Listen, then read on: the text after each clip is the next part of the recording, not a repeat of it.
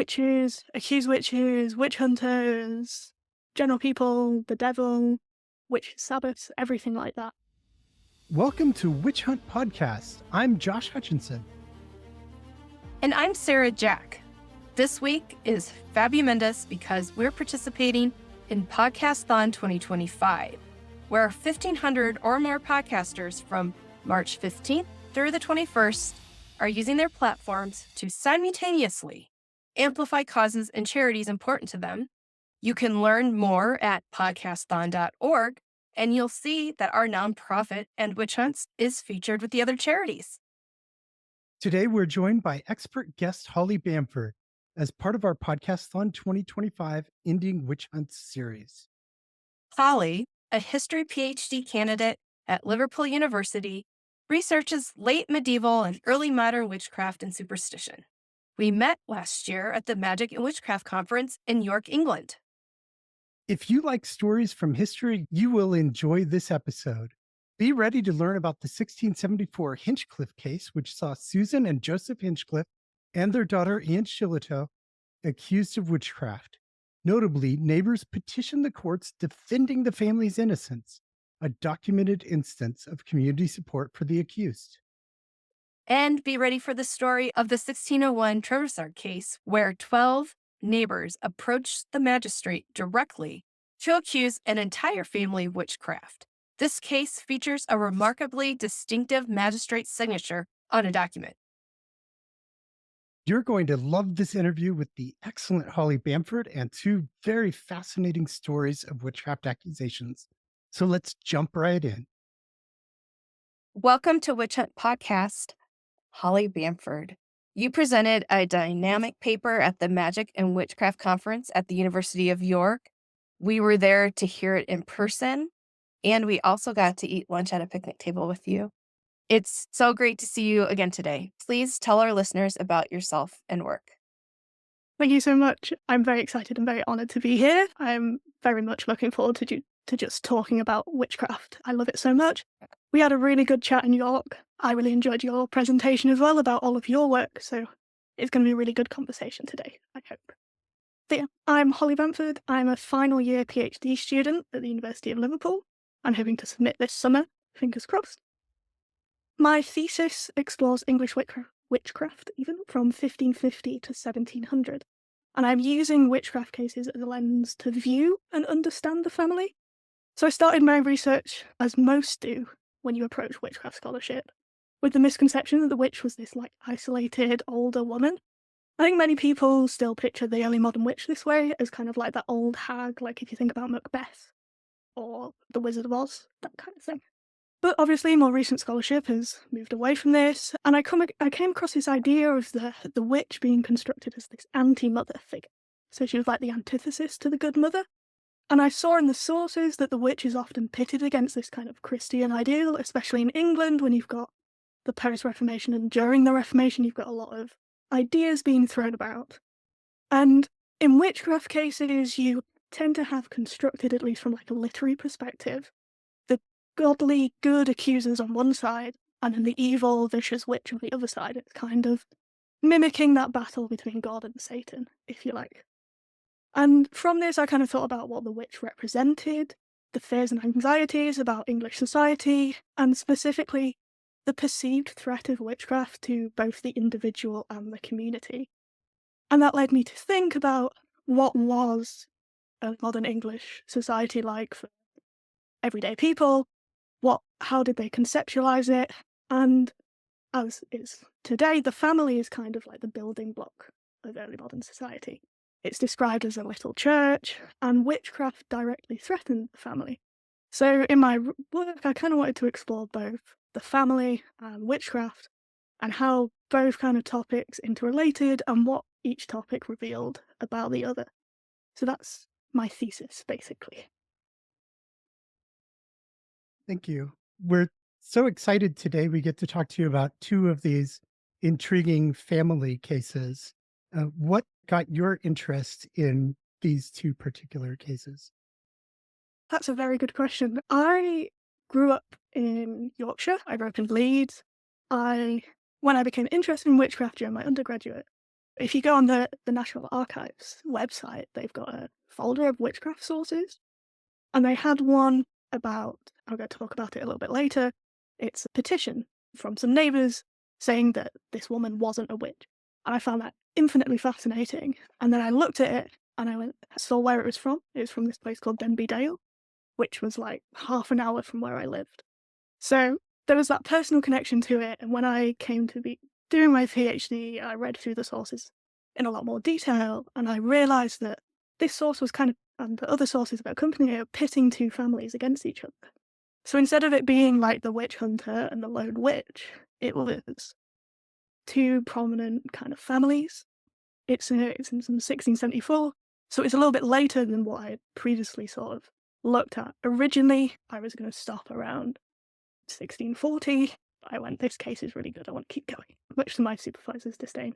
So that was how I kind of came across the first one. And the second one I came across, well, I'm going to talk about first, I was doing my research trips. I was going to archives, and I went to the Exeter archives. I was talking to the archivist there about the witchcraft cases they had, because I'd done the usual preliminary like internet searches and literature reviews you do to find all your sources.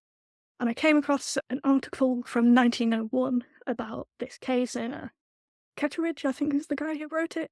He calls this a typical witchcraft case. And I went, no, but it does. It has everything in it. It's got familiar spirits. It's got controlling the weather. It's got maleficium. It's got families being accused. It's got an entire family being accused. And what really interested me was that the source itself, the sources themselves, were created because a group of neighbours walked and travelled all the way to the magistrate's house and went, we think this family are a family of witches. We've had complaints about them spanning a decade and you've done nothing. This is what we think. Write it down. Which, to me, was a little bit ballsy. And you don't really see that elsewhere, or I've not come across it, where people go to a magistrate in like en masse and go, we think this family is a witch. I think there's about a dozen people who do it. So it was two sources that I came across in my research that kind of threw all of the stereotypes of witchcraft cases out the window. If you think about like the Pendle trials, which are really famous, it starts with like an incident between Alison Davis and John Law, who's a peddler, and she's begging, and then she curses him, and it's like this one sparking incident that expands. Whereas both of these families have long-standing reputations, they've been accused before, or it's hinted at in sources that that's happened, but nothing's happened yet. And they're separated by 73 years, but they're so similar and so different at the same time. I find them fascinating. That's kind of where my interest in these two cases came up. I'm so excited to get to do this today about specific cases with you that I wasn't familiar with before I started studying to meet with you today. I wanted to get one definition discussed just briefly to kind of set the stage of understanding. What are malefic acts? Yeah, so most of the witches that we're talking about today are accused of maleficium, which is basically using witchcraft or magic to harm something. Whether that's a person, cattle, property, that sort of thing. The definition is a bit loose, like most things are. Legally, you've got the 1562 Witchcraft Act, which will influence the first case, which happens in 1601, which is kind of where the first time witchcraft is a felony, so it moves away from the ecclesiastical courts to common law. And it specifies that the death penalty was only prescribed if you caused harm, which is maleficium. So that kind of codified it, if you like, in law. Other forms of magic, like locating objects or counter magic, that sort of thing, weren't counted as maleficium. So you could still be kind of investigated for witchcraft, but under the acts, you were less likely to get convicted and then imprisoned or executed. Would you like to tell us about the 1601 case? Yeah, of course. I want to talk a little bit about how, before I get into the nitty details of it. Like I said earlier, both of these cases centre around families. So in this case, which I call the Trevisard case, it's centred around a family. So it's 3 people, Michael, Alice, and their son Peter Trevisard. They are accused in 1601. This is when a group of people go to Thomas Ridgway, who's the local magistrate, who later becomes a very significant figure in Ireland, which was a fascinating thing to uncover in my research. But like I said, there are years and years of suspicion from the villagers around this family, around the Trevisard. And they're accused of a whole variety of things, from maleficium to moving boats with magic, to killing children with magic, to causing people to become ill.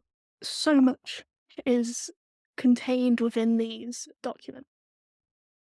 So, just to give you all some context about this case, Michael Trevisard, the father of the family, he was a fisherman. Most of the family were poor. They had a long-standing reputation for witchcraft. And in 1594, so a few years prior to the accusations, Alice was allegedly involved with an altercation with William Thompson, who was another sailor. So I'm guessing the families kind of knew each other. They operated in similar circles, Trevisard and the Thompsons. During this altercation, Alice threatens him, says, "Thou shalt be better, thou hast never met with me." And within 3 weeks of this kind of interaction, the ship that Thompson was sailing on caught fire. Only 6 of the 25 crew were saved, and William was picked up by a Portuguese vessel and imprisoned in Spain for a year. And when he returned back to Dartmouth, Alice speaks to William's wife and says, "He hath better luck than a good man, but this is no matter, he shall be there again within this 12 months. And so there's this other act of prophecy, and Alice's prophecy comes true less than half a year later. He is shipwrecked again, and they saw this as evidence of Alice's witchcraft. So you've got in this sort of initial accusation, so this happened 6 years before, but it's one of the first ones that's discussed. And she first curses, and then she prophesies that it'll happen again.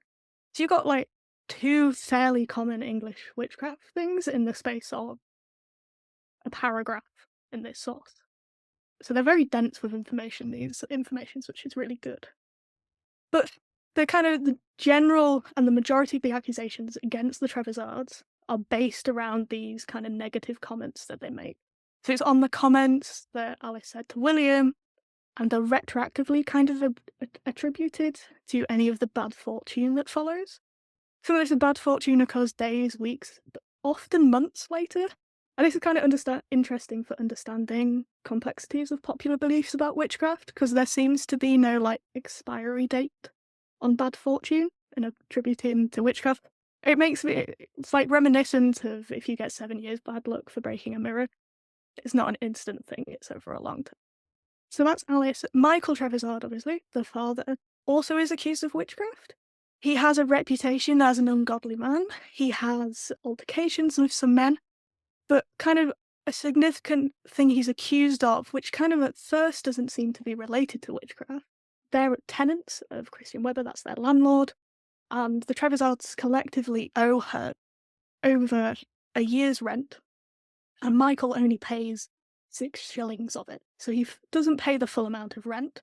And this is kind of in the accusations. It's not like a throwaway comment, which sometimes you get in other cases where they go, "This witch is a really bad person, she killed X, Y, and Z, and also doesn't have any money." Here it's kind of demonstrating Michael's incompetence as a father, as the head of his household. As a father in modern England, you're expected to provide for the family, you're expected to protect them, and part of that is obviously economically providing for them.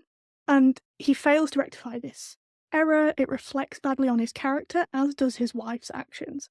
So like the conjugate pair, so the husband and wife in early modern England, the man is often seen as responsible for his wife's actions. So when she's being mouthy, if you like, where she's making these prophecies, where she's cursing people, as the accusers would say, it's also a reflection on Michael's inability to not control her, it reflects badly on his authority, or his perceived authority, what he should have. And again, it's a fascinating case, because Alice is definitely the focus, but her and Michael get accused of roughly the same number of like different types of witchcraft. Their son isn't accused as much. He is accused of insulting someone who refuses to give him a drink when he's playing, and then she later falls ill. So again, it's this kind of retroactive attribution to it. But I think the case, and I've kind of touched on it a little bit, it's kind of reminiscent of this idea that the witch was the antithesis to the good mother. The male witch was the antithesis to the good father. The child witch was the antithesis to the good child. Because Alice threatens people, Michael fails to provide for his family, and Peter, the son, doesn't respect the authority of other elders. And I think it kind of demonstrates them points quite nicely. And it also demonstrates a lot of different beliefs in witchcraft. You get a lot of coastal cases, so this is in Dartmouth, which is on the south coast. So if you think of the North Berwick trials in Scotland, so it's a little bit of a different context, but they talk about using a sieve to sink King James's ship. So it tends to be a lot of water-related witchcraft beliefs, especially on coastal cities. And this kind of hints at that whilst also demonstrating a lot of the other beliefs in witchcraft in England. One thing that is interesting about this is there's no real mention of a familiar spirit, which I expected to see coming into it, having not read any of the sources before. I was really expecting there to be a familiar, and there wasn't. So that's the only thing I would say that kind of was very shocking about this, not having a familiar spirit, and also going, this is an entire family accused of witchcraft. I have no idea how old Peter Trevisard is, the child. I have looked, I've tried to get to the parish records, but there's nothing. But he's described as playing in the street, which makes me think he's maybe 6 to 13 years old at latest, probably a little bit younger, which is pretty young to be accused of witchcraft. But yeah, it's a fascinating case, if you've got any questions. Yeah, it had me thinking the view as a family being a little church when you have other families feeling like their family unit is being attacked diabolically. I just like that's interesting. So a family unit is being used to attack other family units diabolically. I know I definitely had at the start of this research this misconception that early modern people believed that the witch was an outside threat that could attack you and your home. There's nothing more intimate, I think, than you and your home. And this is kind of demonstrating that. But the fact it's a family collectively that are diabolical, and there's not really instances of them working together. There's no real, like, coven or witch's Sabbath kind of thing in this case. But collectively, a family doing it, I think it hints at the anxieties about the fragility of the family unit in early modern England, because if the devil could tempt all of the members in the family, whose responsibility is it to stop that from happening? Because you've got this idea, if the father is typically in this idealized world seen as the protector of the family, it's his responsibility. But if he's tempted by the devil, if he's a witch, what's protecting his wife and his children?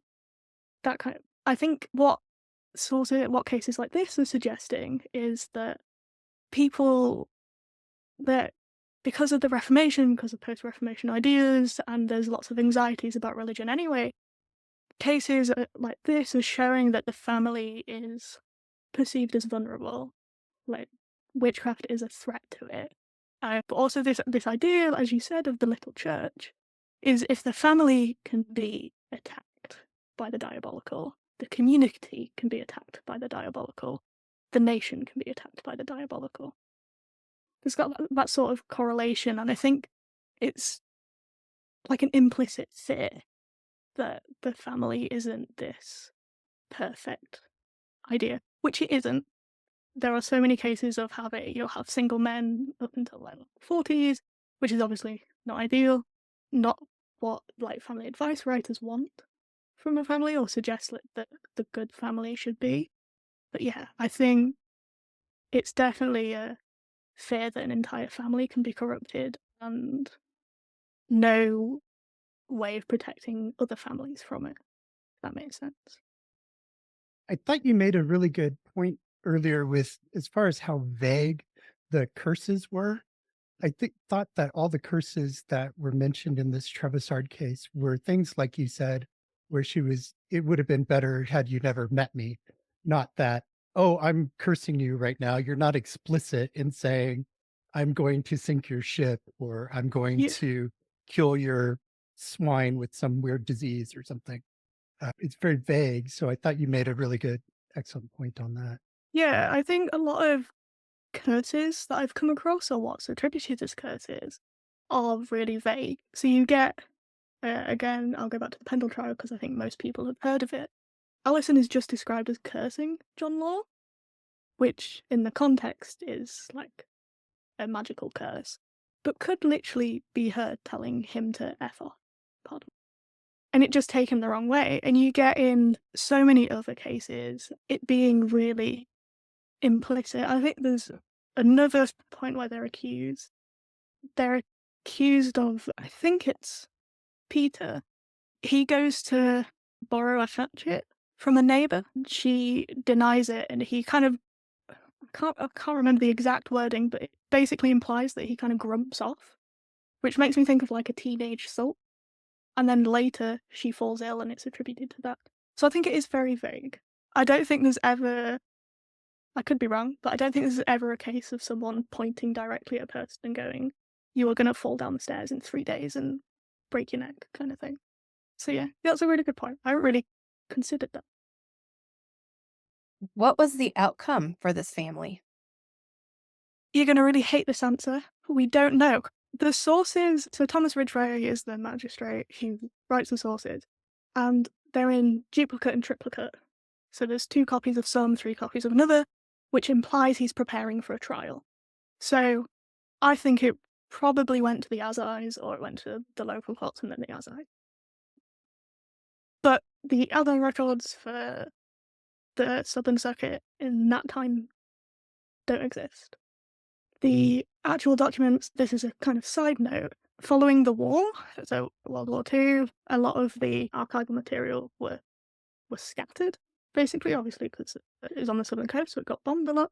I was talking to the archivist about this because I was interested, and she said, so the original documents are in a private collection in Washington, D.C., apart from 3 or 4, that were found in a box in someone's attic, because at one point the archive had boxes basically on the steps, so people stole it because it was just panic.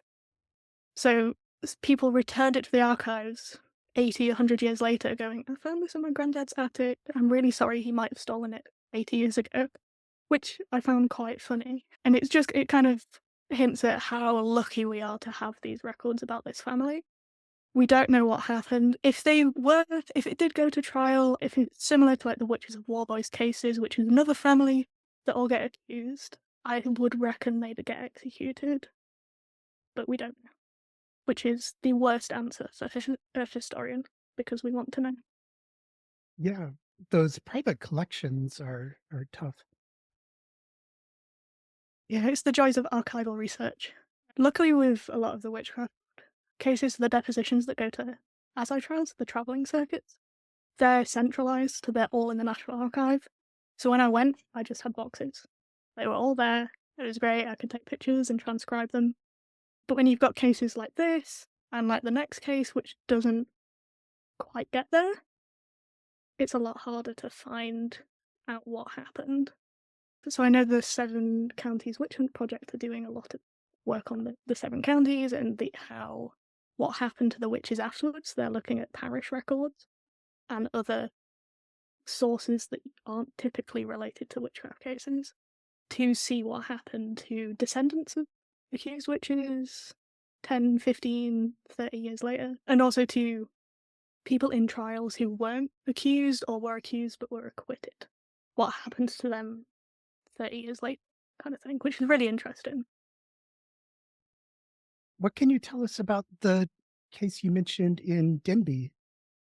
Yes, this is one of my favourite cases because of that document that I saw. It's one of the first documents that I saw. I saw a picture of it online, and it's one of the very few documents from the 17th century that is really easy to read, because whoever wrote it basically block lettered most of it, which is really nice. If you ever tried to read 17th century documents, it will give you a headache until you get used to it.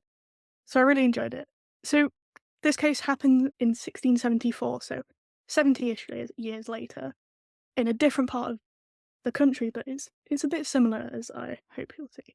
It is significant that it's in the 1670s, because England at the time is very different. It's post the Civil Wars, it's after the 5 Mile Act. There's greater religious fracturing at this time, so it's kind of like a different canvas for accusations to occur in. It's after the East Anglian witch hunts with Matthew Hopkins. It's after the big trials in Newcastle and the Northeast, so it's really interesting that it starts differently to the other case. Most of the accusations come from 2 people, and both of them are teenagers. So the main accuser is a teenager by the name of Mary Moore, and she claims to have been bewitched by Susan and Joseph Hinchcliffe and their daughter Anne Sholto. And interestingly, Mary's deposition contains what she claims to be an almost verbatim transcript of a conversation she overhears between Susan and Anne, so the mother and daughter. And I know we just had a little talk about how curses are vague. There aren't any real curses in this, but there are real detailed conversations about what they allegedly did. So it's kind of like 2 sides of the same coin. They're both accusations. The first case was pretty vague in the curses and what they did. This one is quite specific, which is quite cool. So Mary claims that Susan and Anne were discussing attempts to take the life of a teenage boy called Timothy Haig, who also testifies. His testimony is, I think, 3 lines. Mary's is an entire paragraph, so there's a little bit of a disparity there. I think Timothy and Mary were connected. I'm not saying they were dating or anything, but they definitely knew each other. Their families were in the same circuit. Timothy later testifies that he saw Mary coughing up pins, which is a common sign of being bewitched. But Mary's testimony specifically is really interesting, and the conversation she allegedly overhears is Susan, the mother, bragging about attempting to kill Timothy by leading him up and down the moor with an intention that he should either have broken his neck or drowned himself. She's being pretty specific here. But she's not saying, I'm doing this by magic. I think there's a distinction there. And Mary's testimony, again like the other case, frames their Hinchcliffes as a kind of bad family. Susan especially is very hateful in the language that she used, if we take it at Mary's word that this is a verbatim conversation, which I doubt it. If you've ever tried to remember verbatim a conversation you have or a conversation you overhear, it's very unlikely you'll get it right. But if we're going to take it with a pinch of salt, we can kind of see that Susan is definitely constructed by Mary in her testimony as a bad woman, as a bad mother, as a bad neighbour. Susan also allegedly brags about shortening Timothy's mum's leg, causing her to limp, which is, again, is very specific. She doesn't say she did it by magic, but she doesn't say how she did it. So the implication there is the only way you could shorten someone's leg without them knowing is magical. So Susan has a lot of accusations made against her by Mary, but Joseph Hinchcliffe was the accusations against him is what, after I read them, made me dive into this case. Because it's not, male witches obviously are less common, but it's not often you get a lot of detail about them as well.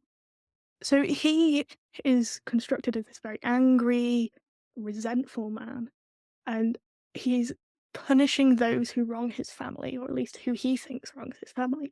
He declares, according to Mary, that if anybody would not let his family have what they wanted, that it would take their life. Which, even if he's not a witch, is a pretty bold statement. He's definitely far from this ideal Christian man that didactic literature, such as family advice manuals, talk about. So in these, I'll just kind of briefly, tangentially talk about. Family advice manuals discuss how a family behaves. They're written for men and women who are wanting to start a family or are working out how to find a partner, basically. They're like the early modern equivalent of like a agony aunt column, a little bit, is how I think about them in my head. And Thomas Beacon, who's a 16th century preacher, says that men should make provision for his wife, children, and family so that they lack nothing necessary for their living. So basically, provide for your family. William Jude, who's a Puritan, writing a little bit later, describes the husband as the protector of his wife and family, stating that by virtue of the husband's place and office, he is on the one side his wife's protector to defend her from hurt and preserve her from danger, and on the other side, a provider for all needful and necessary things for her. So there's kind of two sides to this kind of ideal masculinity. If you think about it, this is what they think a good man should be. They should protect and provide, basically. And Joseph is constructed as angry and vengeful. He goes after a cobbler who doesn't make his shoes properly. He thinks is trying to hurt him. There's a couple of other really good examples that I will find in a minute, where he's specifically going after people who he's perceiving as a threat to his family. Obviously, Mary, in her testimony, frames this as him being very vengeful and angry, which is not good traits of a good Christian. But you can kind of, if you take away Mary's kind of framing of it, I think Joseph is actually kind of constructed as a good husband and father because he is trying to defend his family. So I think there's a little bit more nuance in his depiction as a man than what Mary's testimony is suggesting he is, and what his character is portrayed as in other sources. I will say that I am generalizing a little bit. There's a lot more to these kind of concepts of idealized masculinity and idealized femininity in early modern England, but that would be another 3 hours of talking. So if anybody wants to know more about that, I can recommend many a boring article for you. But I think it's really funny that following these accusations, you have this depiction of the Hinchcliffes as really bad people. And Mary Moore and Timothy Haig are really good people because they've found these witches and we can get rid of them and it's great. And then a few months later, a petition is presented to the magistrates from over 40 members of the neighbouring churches saying, actually, they're not witches, the Hinchcliffes are good people. This is one of the very few cases where basically a petition or a certificate is produced defending an accused witch. A few I can think of at the top of my head. Joan Guffey has a certificate produced by her neighbours claiming that she's not a witch. There's a case in Hull where some neighbours defend the accused, but there's not many. And the petition that these neighbours write about describe Susan especially as a good person. They describe her as not only very sober, orderly, and unblameable in every respect, but also with good example and very helpful and useful in the neighbourhood, according to her poor ability. Which is a completely different depiction of Susan than to Mary's depiction. And I think that says something about how all of our sources, or the majority of our sources for witchcraft, are from the accuser's point of view.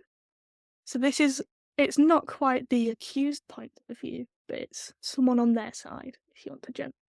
I think that's really, really interesting. I will say it's really important to note the petition doesn't mention Joseph. And I've ummed and ahed about why this is the case. It's given me a bit of headache. I talked to the late James Sharp about this a few years ago, asked if he'd had any insights. And it's possibly this struggle that a lot of early modern theorists had with conceptualizing the male witch.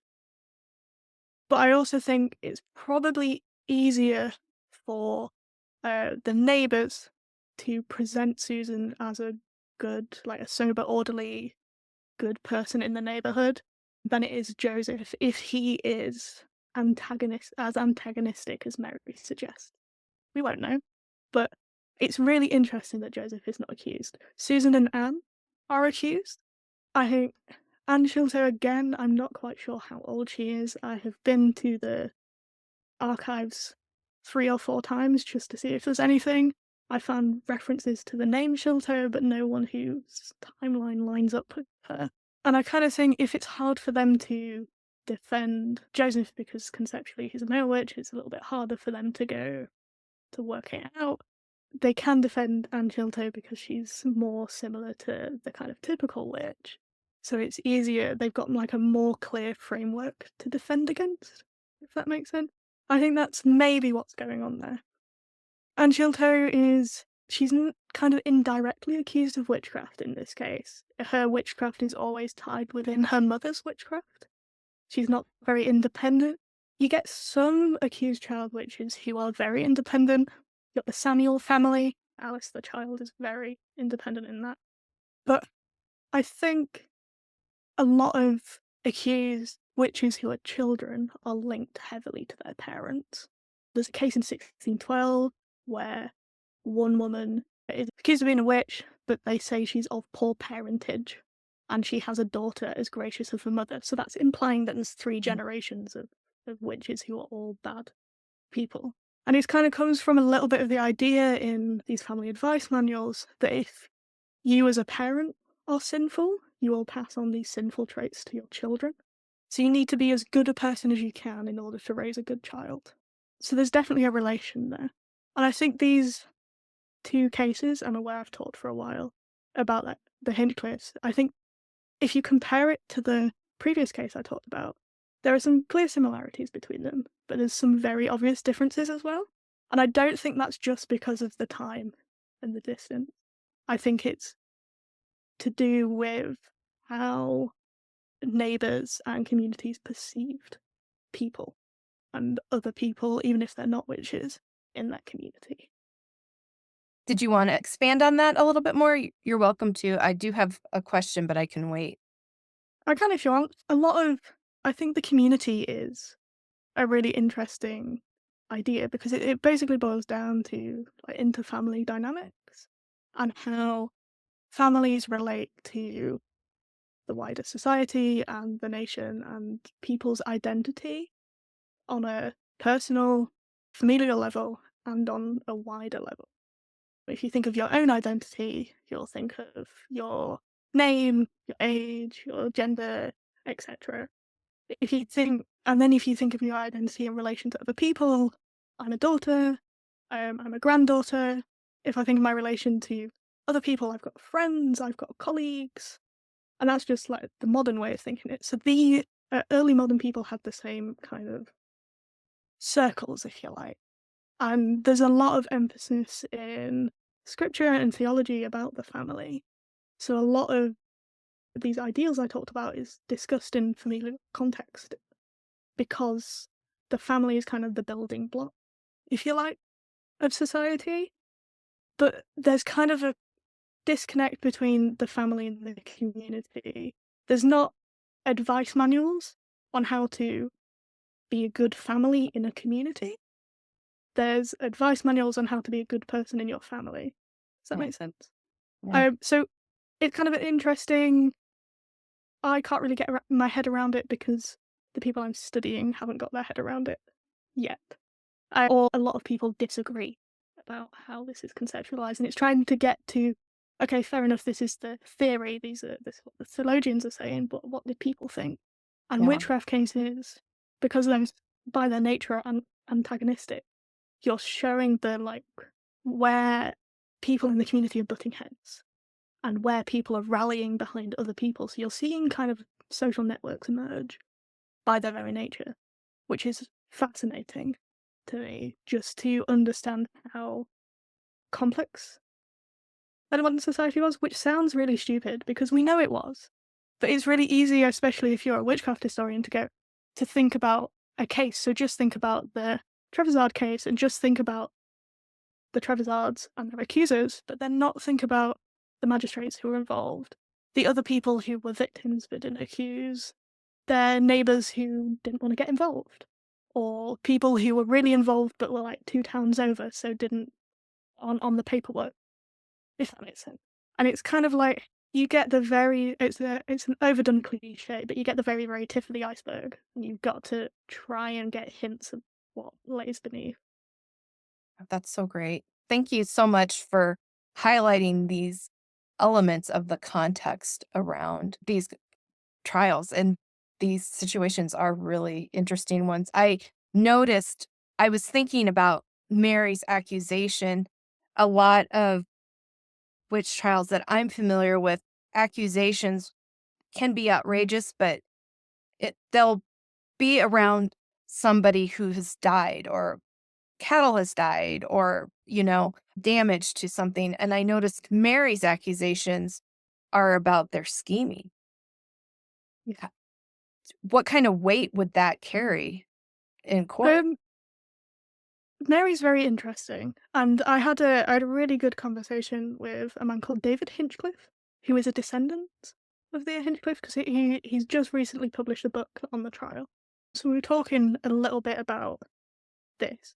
I think so. The 5 Mile Act is just comes into effect a few years prior, which basically means if you're a Presbyterian or another kind of denomination's not the right word, but I'm going to use it for this context. If you're another denomination and you move churches, you have to be 5 miles away. Basically, that's a very generic term about thinking about it.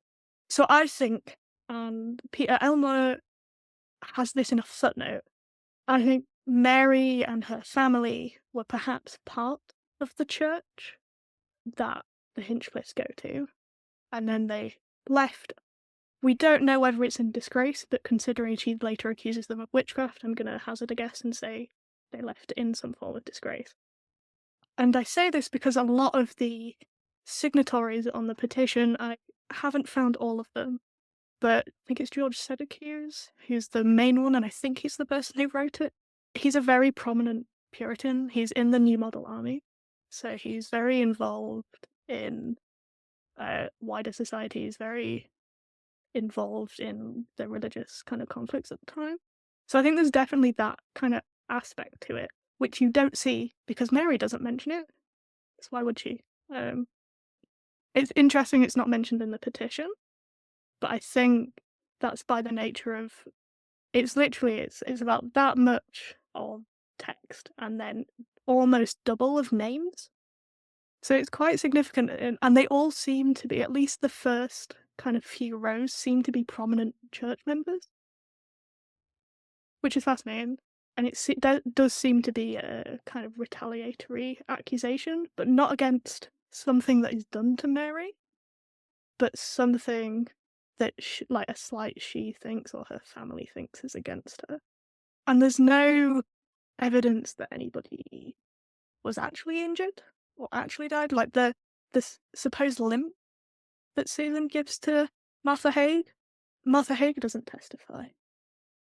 So it's a weird case, I would say, when you dive into the kind of deeper nitty-gritties of it, where you have to get a little bit speculative, because we just... Yeah, I found Mary Moore's testimony to be very suspect, to say the least, because whatever the crime is, who has a public conversation or a conversation that could be overheard where you detail all of your plot and your scheme and exactly how you're going to take the power to take a life and then what you're going to do with that power? It's very suspect. And then Yeah. the neighbors themselves seem to think there's something suspicious about Mary because there's a line at the end of the petition where they're saying we have more to say about her character, but we don't think that besmirching her is going to do any favors for the accused.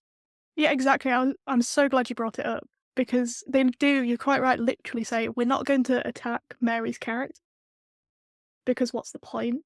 She's obviously lying. It almost feels like, which is fascinating. How I think it's the fact she's a teenager who's able to utilize so much power, which most teenagers, especially of her social standing at this time, wouldn't ever be able to do. When I first kind of looked at this case, it almost blew me away. So she's obviously making this up, and we can kind of see that as people removed from the situation. But her depositions are recorded by GPs, by magistrates. So people obviously believe her. I think the Haig family and the Moore family, like I said, they definitely operate in the same circles. I think they're friends. I also think they're quite locally powerful. Definitely more so than the Hinchcliffes, who, like the petition says she's good and useful and helpful in the neighbourhood according to her poor ability. So it suggests that the Hinchcliffes are quite lower on the kind of socioeconomic scale compared to the Moores and the Haigs. So there's definitely like a power imbalance on how Mary is able to utilise her the status of her family. But again, she's a teenager doing that, which is quite fascinating. I don't know, there's references to her being a teenager, but there's no references to her actual age, or I can't find. But because she's described as a teenager, she's not described as a woman, so I'd imply she's pretty young, or relatively. Which again makes it even more surprising that she's able to utilise this power over a family, or at least start accusations against them and start the entire trial process. Because there is before the depositions are written down and recorded, there's got to be like the jump from her going, I'm going to accuse these people of witchcraft, or I think these people are witches, to her actually making the accusation. So it could be that she does actually believe they're witches, but it's probably that she's making it up. Because I can't remember a conversation that I had with my friend yesterday. If you asked me to write it down and you asked her to write it down, it'd be two very different stories. Yeah. What was the outcome for the accused? It's a very sad story, this one. It never gets to trial because Susan Hinchcliffe commits suicide because of the intensity of these accusations. Peter then finds her body in the woods and he dies a few days later, not of suicide. Just, they are very old, so it's possibly that it was just one stress too much for him. And Sholto survives, but obviously because the two Hinchcliffes are dead, and most of the accusations are against the parent, they can't really progress to trial anymore. And if they were guilty, then the outcome would have been the same, almost. So it's a really sad kind of end to a story, and I think it shows just how influential accusations of witchcraft could be on, like, it basically destroys an entire family. The local area, I imagine, would be shaken by this event. And Sholto, there's no records of her afterwards, so we don't know what happened to her. She could have moved away, because I probably would if that happened to me. I don't think I'd want to be in this place or have to associate myself with the people who accuse my family of witchcraft. But yeah, it's a sad, like most witchcraft cases, it's a sad end. I understand you're coming to America for a conference to give a panel. I am. Me and a few other people are attending the Renaissance Society of America conference in Boston in March, which is very exciting. I've never been to America before, so if you've got any recommendations for the East Coast, please let me know. But yeah, our panel is called Constructing, Describing, Depicting and Performing Witchcraft, a dialogue between textual sources and visual representations. So we're an interdisciplinary panel. There's a couple of historians, there's a couple of art historians.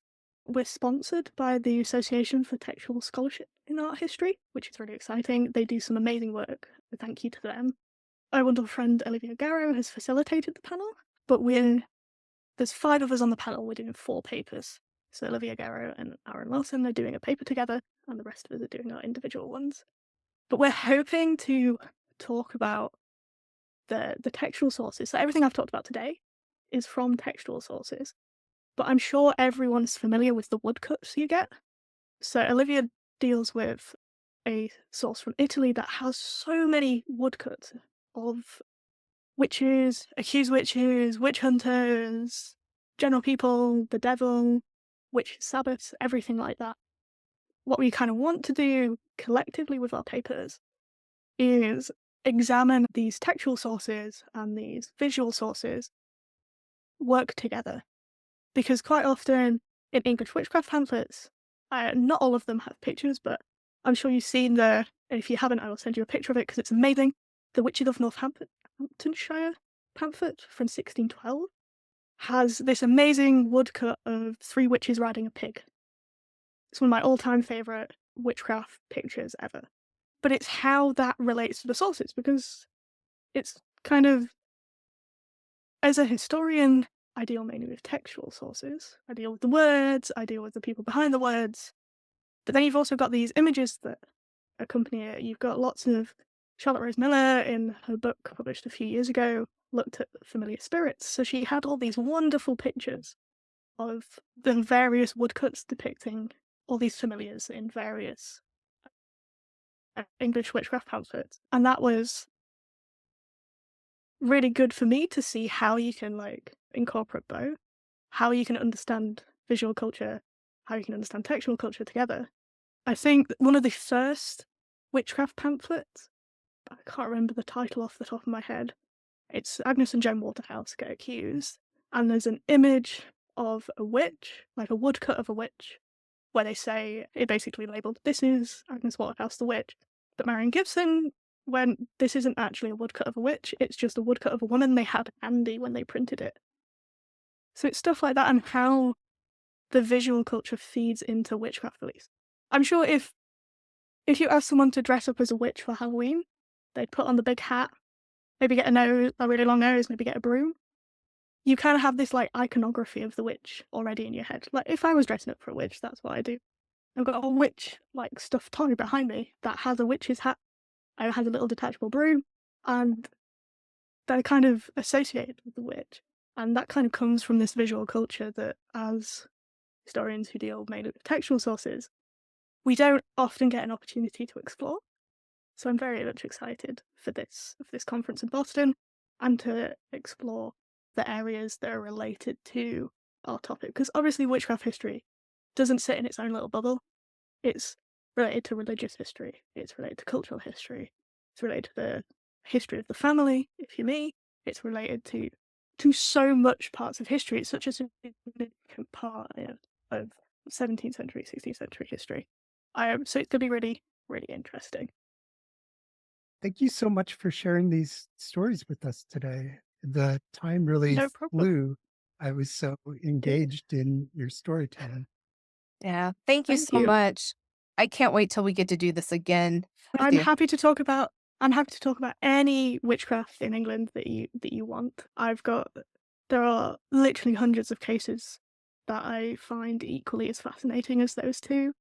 There's so much to talk about when it comes to understanding English witchcraft, and I hope I've kind of shown how English witchcraft, understanding witchcraft cases, can lead to a greater understanding of early modern society, because that's what I personally find to be the most exciting.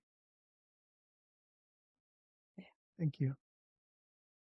Mary Bingham is back with a Minute with Mary. In today's Minute, Mary's narrative highlights the impact witch trials had on mothers and families in Salem. A quote from the Salem witch trial documents dated December 3rd, 1692. I, having 6 children and having little or nothing to subsistence on being in a manner without a head to do anything for myself or them, and being closely confined, can see no other ways, but we shall all perish. These are the pleading words of Abigail Faulkner, whose husband became very ill during her incarceration. Abigail's voice is one of many to come to life from these documents. Like many of her family, she was accused for witchcraft. Unlike her other family members, Abigail did not let the male magistrate sway her and declared her innocence until her release from jail. In fact, she was not afraid to call out her accusers to their faces. She rightfully declared blame on them, knowing her own outcome could be death. However, Abigail most likely was more concerned with the welfare of her children and her on and off again ailing husband, whose sickness became apparent while she was in jail. Her love and courage was unwavering and a tribute to women everywhere, both then and now. Thank you, Mary. And thank you, listeners, for joining us this week during Podcasthon 2025. We appreciate your support for our podcast and our nonprofit and witch hunts. You can help by volunteering and donating to our projects. Tomorrow, Podcasthon continues with a discussion on European witch hunts. Tune in to learn about this fascinating history and how that history is being remembered today.